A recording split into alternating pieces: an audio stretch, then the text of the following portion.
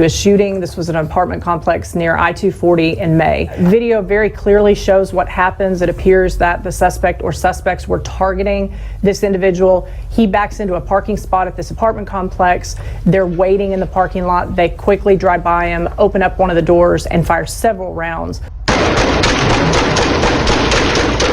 Fortunately, he was not hit. There were several vehicles, property there at the apartment complex that were hit. Busy time of the day. I mean, it's in the middle of the afternoon. It's 2 o'clock in the afternoon. There could have been families out walking around, kids in the parking lot. This was a very brazen crime. Obviously, they had no regard for anybody who might have gotten in their way. Again, they were targeting the victim, but several shots were fired broad daylight, middle of the day, in the middle of an apartment complex. So again, we're fortunate that nobody was injured. We're hopeful that someone will see this video.